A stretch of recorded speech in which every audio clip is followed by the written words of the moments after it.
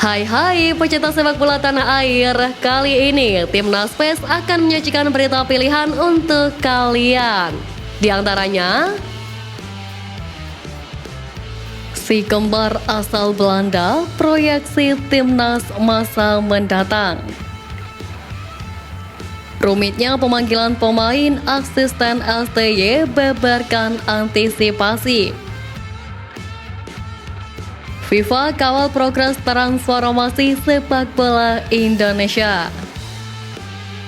Torehkan asis berkelas, Yakob Sayuri sabet penghargaan Piala Asia 2023. Jadi, simak terus berita Timnas PES selengkapnya.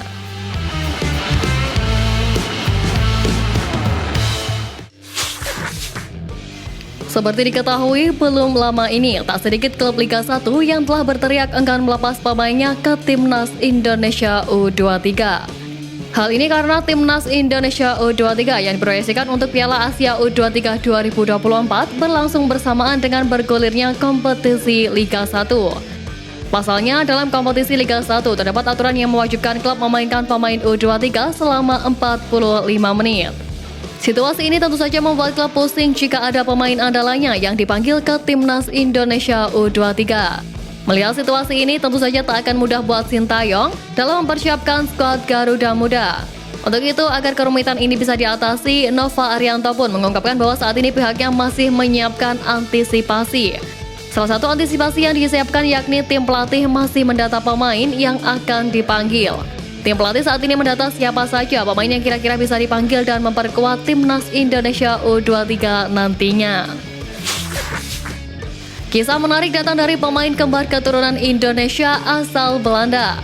Lahir dari ibu berdarah Italia dan ayah berdarah Indonesia Curaçao, si kembar ini bernama Delano Costela dan Anthony Costela. Mereka lahir dan besar di Belanda dan memiliki kakek di Jakarta, Indonesia. Karir sepak bolanya dimulai sejak mereka berusia 7 tahun di Feyenoord Academy.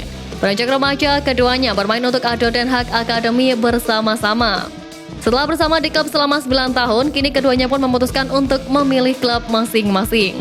Delano Costela membela klub Go Ahead Eagles U21 berposisi sebagai bek kanan.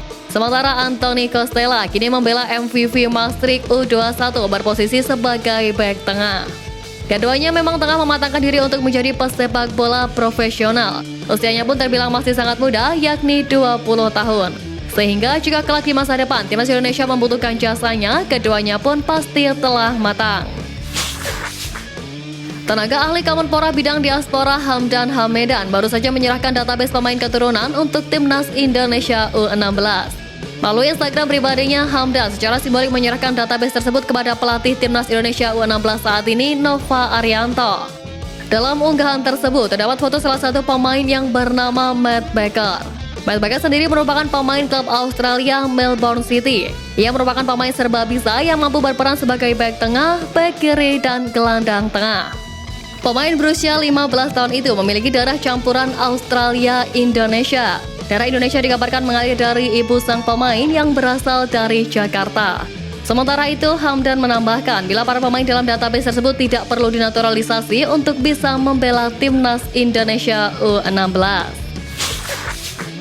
Meskipun tampil impresif bersama Borneo FC di PRI Liga 1 2023-2024, peluang Stefano Lillipali untuk kembali memperkuat Timnas Indonesia tampaknya masih kecil.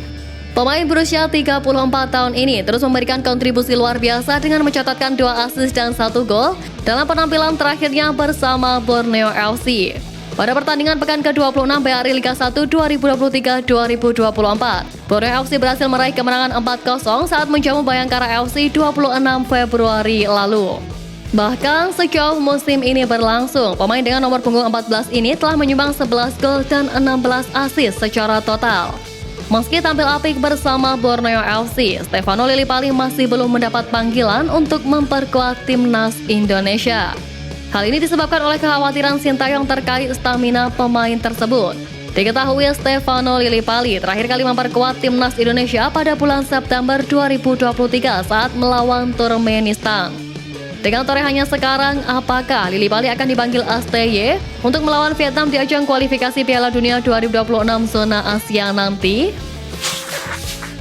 Usai memperkuat skuad Garuda pada Piala Dunia U17 beberapa waktu lalu, salah satu bintang muda timnas Indonesia Welber Scott De Halim Jardim tampil impresif di Liga Brasil. Welber yang kini memperkuat klub Sao Paulo tersebut memang jadi salah satu pilar timnas Indonesia di Piala Dunia U17. Setelah gelaran Piala Dunia U17 berakhir, Welber pun kembali ke klubnya di Brasil dan langsung tampil apik. Menurut keterangan Liliana Halim, ibunda dari Welber, disebutkan bahwa sang putra baru saja mengikuti pertandingan Copa Adidas di Rio. Hasilnya pun sangat apik, yakni Welber mampu membawa timnya lolos ke babak final, bahkan mencetak 1 assist di semifinal. Dikabarkan Welber juga menjadi sosok yang bakal dipanggil Indra Syafri untuk perkuat timnas Indonesia U20. Sebab timnas Indonesia U20 akan berlaga di Piala AFF U19 dan kualifikasi Piala Dunia U20 2025.